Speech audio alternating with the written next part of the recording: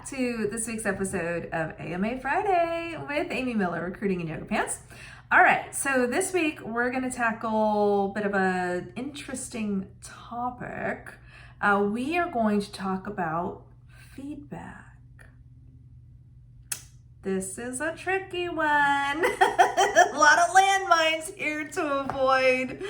Before we jump into that, I do want to thank everyone who ordered their copy of the memo. We did manage to get our 10 books out last week. So if you didn't watch last week's video, this makes no sense to you. But I offered the first 10 people to ask a copy of the memo. We got those sent out. I think there's still a couple more that have requested that I will also get out. And good news, thanks to some generous donations from a couple of friends of mine, we have 8 copies on their way to a professor and her students. And another friend of mine offered 5 copies to anyone requesting. So if you have not gotten a copy, if you are worried that you missed the boat on last week's offer, please check out the video, send me the email per the instructions, and we will get you taken care of. So I don't want anyone to not be without this book if they have no other way to get their hands on it. So, and I'm happy to support. So, okay. Feedback. Speaking of feedback, apparently 2 people didn't like the video last week. So I guess that's some kind of feedback, got the old thumbs down. I mean, you want to talk about it? Something you'd like to add?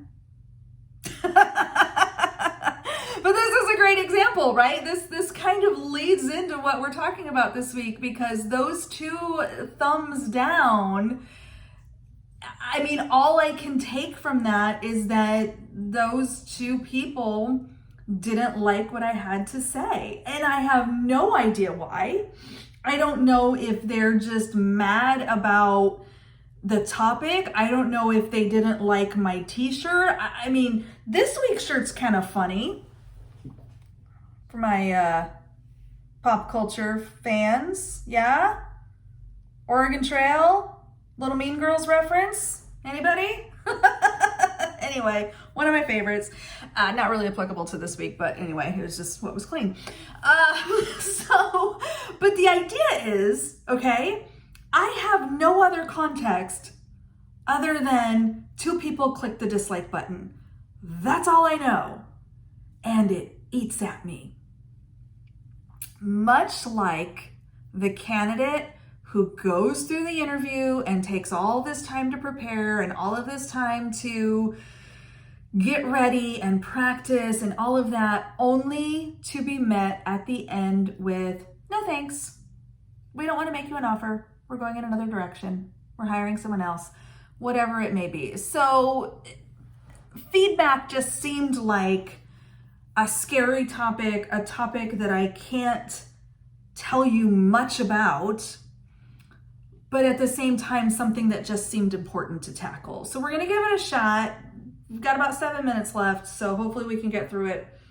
Here's there's three things I want you to take away from this conversation, okay? Number 1,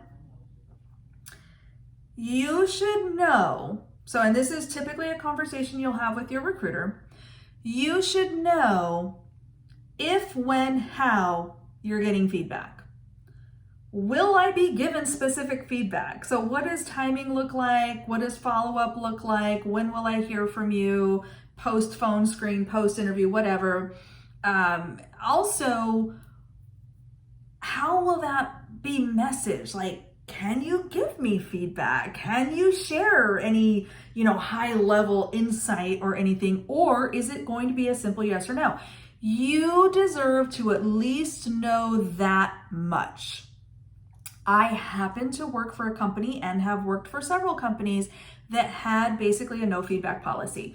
Y'all can debate that in the comment section if you want. We're not going to go into it here whether we should or shouldn't, because those are decisions made by people who are not me, okay? But I have a responsibility to tell you, hey, I'm not going to be able to give you specific feedback.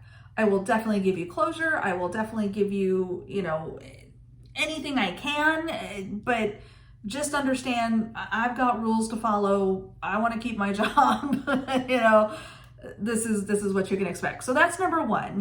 If, when, and how feedback will come, and how much and what form, those kinds of things. The second thing I want you to ask, or that you should be able to have some insight into as a candidate, does this feedback carry across to other teams? If I interview today for, let's use Microsoft and Google as our examples, okay? So I've recruited for both, been in this exact situation for both. If you're a software engineer and you are interviewing for an engineering role with Bing Ads, happened to be my client back in the day, great organization, really, really loved working with them. You can interview with Azure tomorrow or a week from now, unless something really egregious happens during that call or during that interview, or you like step on somebody or punch somebody or something. I've never had that happen, thankfully.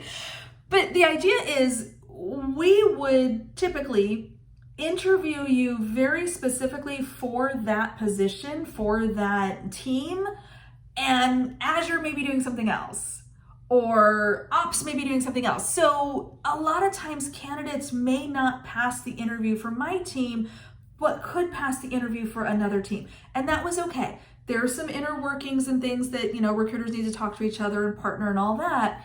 But we did understand that a company that size with so many varying, kinds of roles and things like that, and hiring needs, sometimes that could happen. So we had that kind of flexibility. So it's a good question to ask, can I be considered for other roles? Can I interview with another team in a couple weeks if it made sense to do so? Great question. Now, at Google, no, you may not. Okay, and here's why. Now, I say that, and I promise you, some asshole in the comments is like, well, that's not true because my friend, blah, blah, blah. Fine. Always an exception to every rule. I understand. However, generally speaking, in my experience, because I speak through the lens of my own experience, y'all know this, and I'll say it again every time, Google interviews for the organization. Meaning, you need to meet the Google bar, the mythical Google bar, wherever it is. I still can't believe they hired me. It's shocking. But so if you don't fit the Google bar, or you don't meet that criteria for whatever they think, an L5 software engineer should be, for example, even if you interviewed for ads, YouTube can't talk to you for a year or 2 years, or there's traditionally kind of a cooling off period, which can vary depending on, the factors and the interview and things like that. So it's good to know, is there going to be a cooling off period? Could I be considered for other company or other teams, other roles? At what point should I re-engage if I really want to be part of this company? Other companies may have variations somewhere in between. There may be, hey, this person was a great fit from a culture perspective, really nailed the leadership principles, for example, if you're thinking of Amazon, but just wasn't right for this particular role. Maybe we look at other teams then that have a better technical fit or something. So there are variables there, and I want you all to understand that, and these are questions you need to be asking your recruiter or your contact, because they can shed some light there. The third thing that I want you to keep in mind, this is the hardest of all. This is going to be the most challenging thing for y'all to wrap your heads around. Rejection, or the lack of feedback, or even if you do get some kind of feedback, I want you to hear me on this, okay? Pay attention.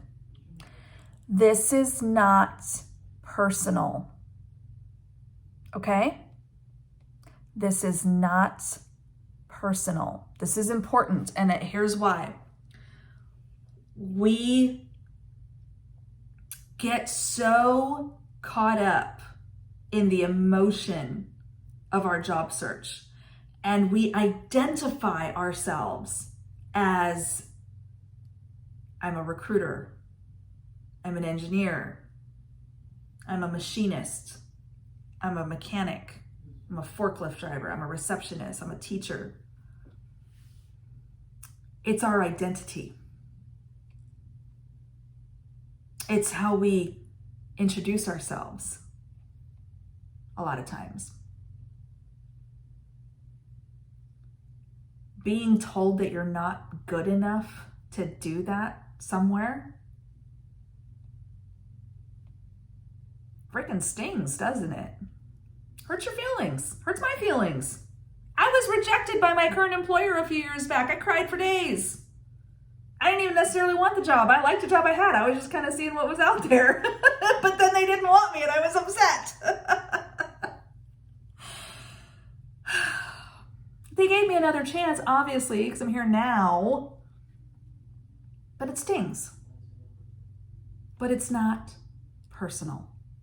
I need y'all to get okay with this, okay? And this is probably the most challenging thing I'm gonna say in this video, and we're, of course, per usual, we're over time.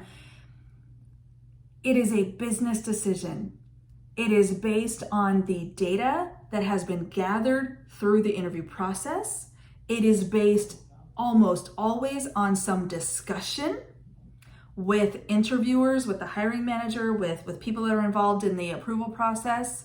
It is not, oh my gosh, we don't like Amy. It's, hey, Amy seems like a great person and she's really funny and has the best t-shirts, but the skill set, the data we've uncovered, the things that Amy's good at, her superpowers are just not what is needed in this role. That's okay. It's okay. Now, could they soften the blow a little bit and say, you know, Amy, we think you're one of the best recruiters we've ever met, but we really need a recruiter who can do something that you absolutely hate to do. We need a recruiter who can write Boolean strings. Blah. All right, cool. It's not for me. That's fine. I don't get that kind of feedback. And you're probably not either. And it stinks. We don't like it, but we can't take it personally. So thank them for their time. Make sure you're covering any specific or potential next steps. Can I be considered elsewhere? Is this gonna follow me for a year? Do I need to wait? Whatever. Or just move on. And that's okay too. So those are the 3 things I want you to remember. If, when, and how you can get feedback. Does this feedback apply broadly to the rest of the company or other teams? And then finally, this ain't about you as a person, baby. It's just not. This is about a set of skills, data that's been gathered, discussion that's been had about what's right for the team in terms of hiring or not hiring, and not about you, the beautiful, individual human that you are. Okay? All right. Comments, email me, amy@recruiting-yoga-pants. Y'all know where to find me. Hit like. Tell your friends, and we'll see you next week.